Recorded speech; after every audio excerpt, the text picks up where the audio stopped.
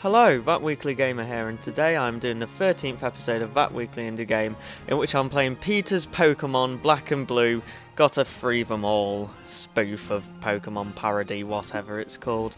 But yeah, basically PETA is a really sort of extreme animal rights group, and they do a lot of spoof games, like they did Super Tofu Boy, and they've done Super Chick Brothers where they fight McDonald's and all these great games. And today they've spoofed Pokemon, because Pokemon is apparently a secret way of people trying to get kids to be horrible to animals, apparently.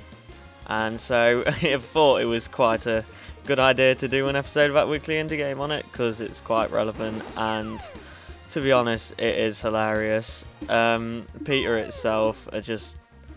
I honestly don't get what they're achieving through this, apart from it was a great 20 minutes of my life when I played it through twice. And it is actually quite a good game, to say it's just a mixache of Pokemon.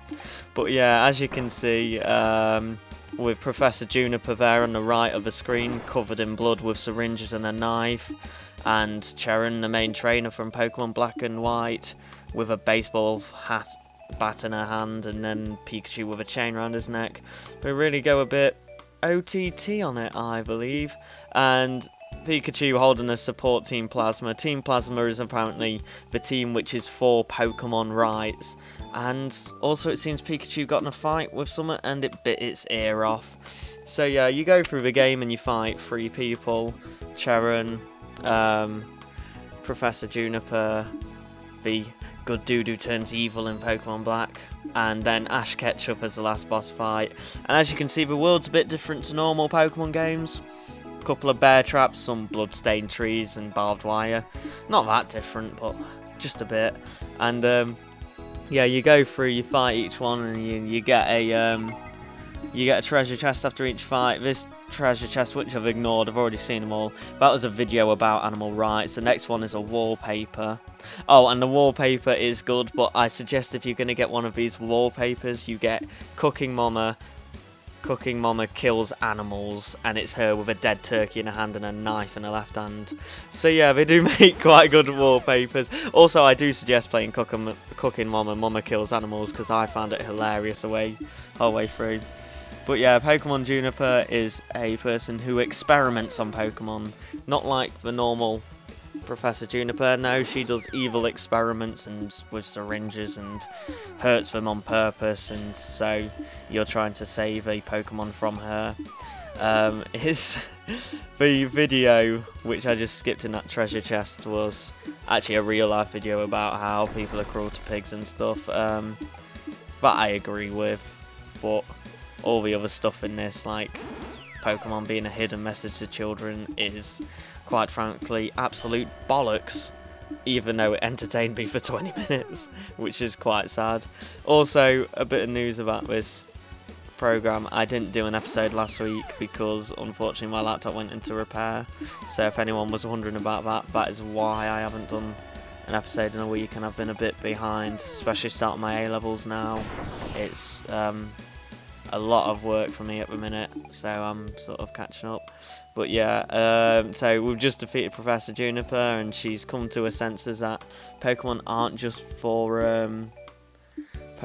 experiments, and she gives us this Snivy, which has a syringe in the top of her forehead.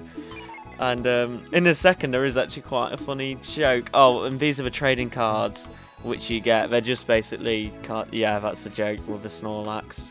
No, seriously. Oh, and this is, yeah, there's, in that treasure chest was trading cards, but they're basically just a picture of everyone you fight, a picture of every Pokemon you get and all their moves and stuff on a trading card, and then the trading card backs. No, really important there. I might have put them at the end of the video, just so you can all have a look. But yeah, this is Getis.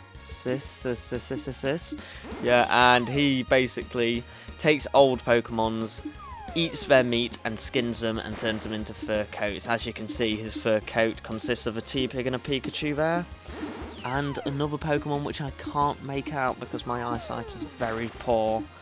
But yeah, so he is in Pokemon Black. Apparently there's a twist at the end. Unfortunately, I haven't actually played Pokemon Black.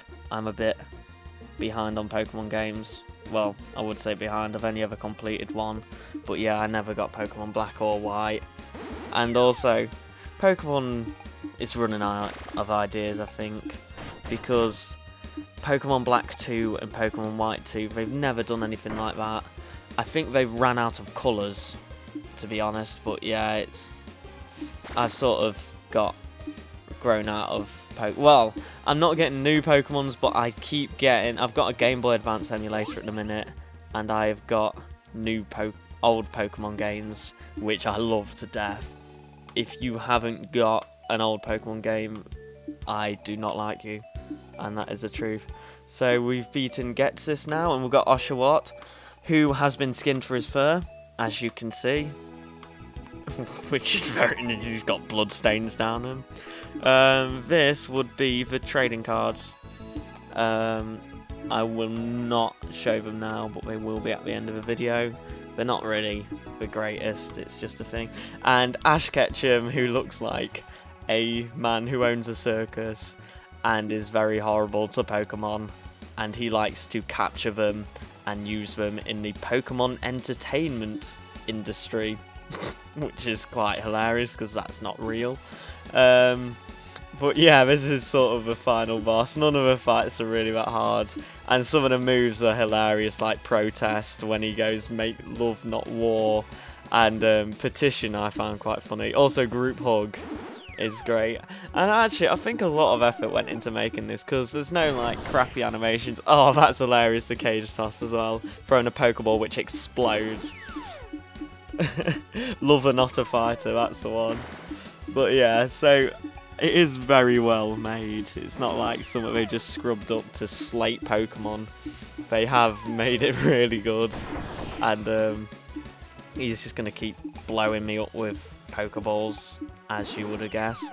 But yeah, Group Hug is funny. What other moves are there? There's just like Takedown and Ember.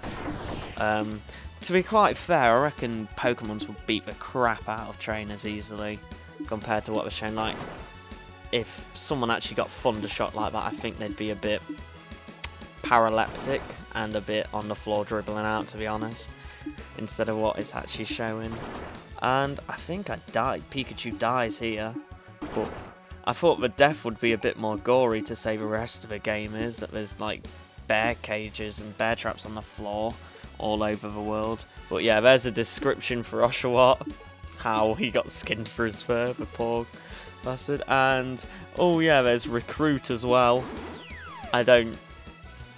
Any move I don't really get, because it just doesn't look like he's recruiting him.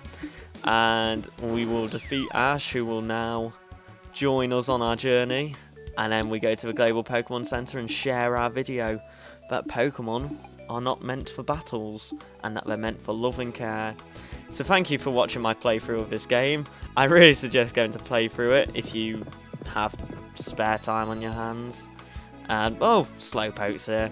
So yes, thank you for watching. Stay tuned. Got any suggestions? If they're good enough, I'll check them out and give you a shout out. But that's it for this video. I will see you again next time. Like, favourite, comment, you know what to do. Thank you for watching. Goodbye.